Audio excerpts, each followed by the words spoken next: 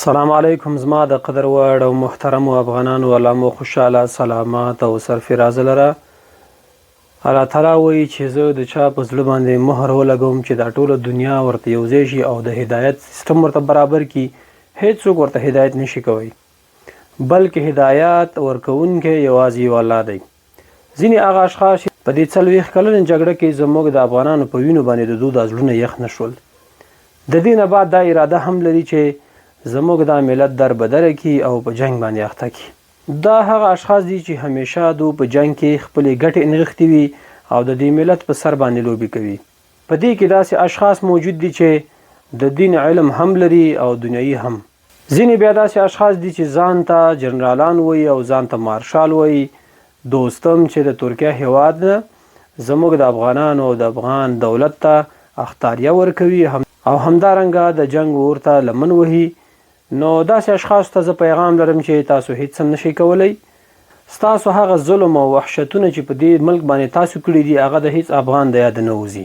هیڅ یو ویښ ضمیر والا افغان به که هغه ازبک دی تاجک دی هزاره دی که پښتون دی ستاسو سره په څنګ کې ونه درېږي تاسو هغه اشخاص چې همیشه مو دا ملت خرڅ کړی دی او همیشه مو په دې وطن باندې معامله کړې ده په دومره غټ ګزګیره باندې دا د هندوستان نه په لایف کې راځي چې زموږ د طالبانو پر وړاندې ازادي اخلو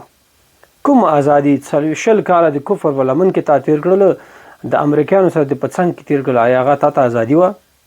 دا ملت دو در بدره کړی دی همدا ملت دو خوار وزار کړی دی به بالخصوص دوستم تو هم دوستم پیشم گفته بودیم برتان که هیچ چیز کردن نمیتانی آن مردمی که به همراه تو ایستادگی میکنه او را هم نابود میسازیم شما صفر شدین شما در برابر این ملت آن ظلمی کردین که از هیچ افغان از یادش نمیره شما خبیثین این ملت بودین خداوند شما را ذلیل و بدبخت ساخت هر ملک هر فردی که همراه شما کمک و همکاری میکنه ما در برابرش ایستادگی میکنیم و همراهش میجنگیم ما را به جنگ نترسانین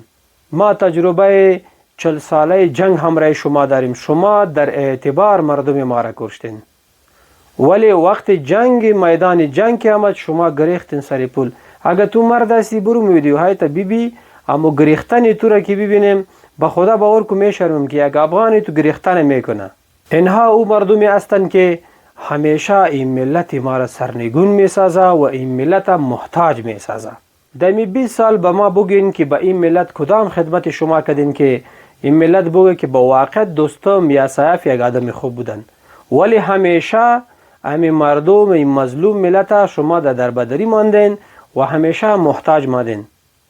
باز هم به دوستم میگم که از ترکیه به ما اختار نتی هر میدان جنگی که تو خوش داری با ما بگو میم همراهتان خوب با بهادری جنگ میکنیم این یک مرد یک ریسفید ذلیلترین بدبختترین فردی است که در سرزمین افغانستان تال دیده نشده دا اشخاص دي چې زموږ د ملت در بدر کول غواړي دا خاوره در بدر کول غواړي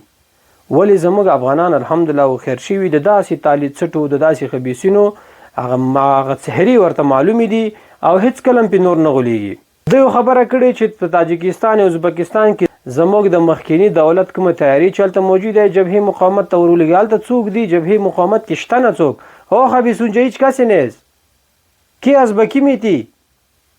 ولی دا هغه اشخاص دي چې هیڅ د ملک ته وفادار نه دي او همیشه جنگ ته لمن وهلې ده په الله یقین لرو د دو نور هیڅ پلان دلته نه کامیابیدای شي او نه به عملی شي سیاب هغه څوک دی چې د علم په جامه کې الله رب العزت دا ذلیل او بدبخته کړی دی هیڅ وخت د افغانانو لپاره د خیر فیصله و نه کړه همیشه هغه فیصله کړي چې پاغي کې شر انغښتې وي په خپل افغانانو همدارنګه په خپل مجاهدینو باندې غږ کوم او خيار اوسئ د دښمن لپاره او خيار اوسئ د دښمن د توطیه لپاره او خيار اوسئ دا هغه اشخاص دي چې د پیسو په مقابل کې د دولت پر وړاندې د دې ملت پر وړاندې جنگيږي او کار کوي دا ملت الحمدلله او خيار شوی دی او هیڅ کلم د داسې اشخاصو په شوم اهداف باندې نه غولېږي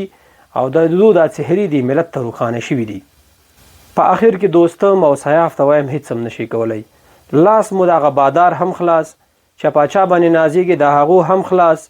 چې هر فرد هر افغان ستاسو په څنګ کې او ستاسو په خبره غولېږي دغه به سر کټ کیږي موږ د هغه افغان هیڅ کله ملاتړ نه کوو چې زموږ د ملت او زموږ د نظام په وړاندې خنډ وګرځي او زموږ افغانان در بدره کول غواړي د دوی بیا مرګ موږ ته اسانه دی، موږ بیا په چل پوهېږو. نو محترم افغانانو دوی ته د لایف اختاریه پاتې شوې ده او په دومره امکاناتو کې الله رب العزت دو ذلیل او بدبخته کړل او دو به همیشه د ضلالت په کنده کې وي او د دو مرګ به انشاءالله د سپیو سره برابر وي. السلام علیکم ورحمت الله.